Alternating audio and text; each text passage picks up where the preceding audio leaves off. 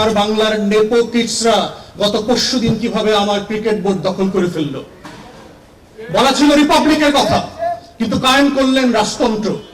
সংবিধানের দোহাই দিয়ে আন্ডারমাইন করবার মধ্য দিয়ে যেই কৃত্রিম সংকট অপ্রয়োজনে তৈরি করা হচ্ছে, এই ঘটনা কিন্তু এই সোনার বাংলায় নতুন কোনো ঘটনা না।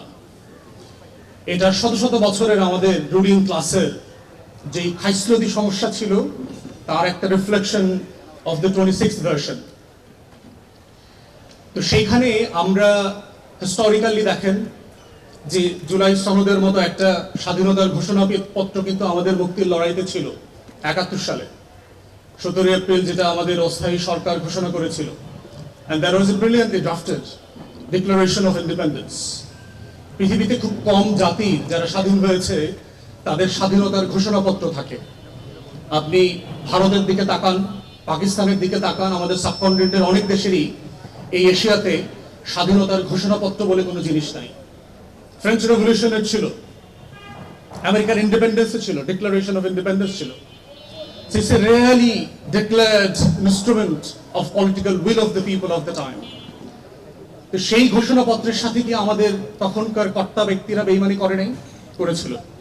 বলা ছিল যে এই ঘোষণাপত্রে 3টা অংশ ছিল। প্রথম অংশে বলা ছিল অজুহাতনামা, যদি বলি আর কি, যে কেন এই সংসারটা ভেঙে দিচ্ছি, এবং মাথায় রাখিয়েন, be mindful that the Pakistan state was created by the Bengalis of this region, not by the West Pakistanis of the time. 46 এর ইলেকশনে মুসলিম লীগ কোথাও ক্ষমতা তৈরি করতে পারে নাই, সরকার তৈরি করতে পারে না, এক্সেপ্ট ইন বেঙ্গল। সেই জায়গা থেকে যারা পাকিস্তান রাষ্ট্র বানিয়েছে, এবং লাহোর রেজলিউশন থেকে শুরু করেন, মুসলিম লীগের প্রতিষ্ঠাতা এই জায়গাতে, এই সব জায়গাতে আপনার মুসলিম লীগের কনফারেন্স হয়েছে গত শতাব্দীর শুরুতে।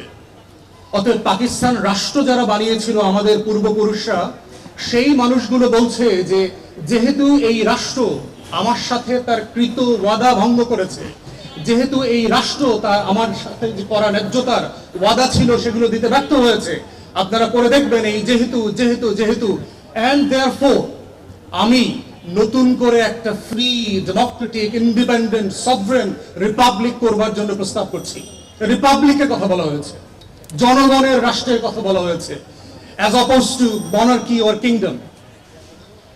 তাহলে এবং সেই রাষ্ট্রটা কিসের ভিত্তিতে পরিচালিত হবে? বলা ছিল যে আমার 3টা মূলনীতির ভিত্তিতে এই নতুন রিপাবলিকটা পরিচালিত হবে: সাম্য, মানবিক মর্যাদা এবং সামাজিক সুবিচার। ফ্রেঞ্চ রেভলিউশনের ডিক্লারেশন যদি পড়েন, রাইটস অফ ম্যান, সেখানে দেখবেন যে এক্স্যাক্টলি সেই ভ্যালু সিস্টেমগুলো যেগুলো বলশেভিক রেভলিউশনে বলা হয়েছিল যে এই ভিত্তিতে আমার এই রাষ্ট্রটা হবে। কিন্তু আমরা দেখলাম 72-এর সংবিধান প্রণয়ন কমিটি, যে বিখ্যাত কমিটির কথা বারবার বলে 72-এর সংবিধান গেলানোর চেষ্টা করা হয় আমাদেরকে, তারা কি প্রস্তাব করলেন? নতুন করে 4টা মূলনীতির প্রস্তাব করলেন: ধর্মনিরপেক্ষতাবাদ, বাঙালি জাতীয়তাবাদ, গণতন্ত্র, সমাজতন্ত্র। কোথায় পেলেন?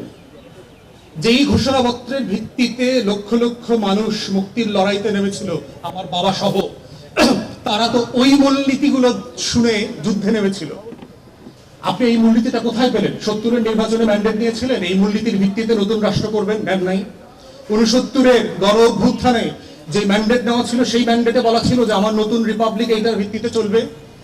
66-তে গণ অভ্যুত্থান হয়েছে, 6 দফা কর্মসূচি দেওয়া হয়েছে, সেখানে কি বলা ছিল যে আমার এই রাষ্ট্রটাই 4টা মূলনীতির উপর ভিত্তি করে চলবে।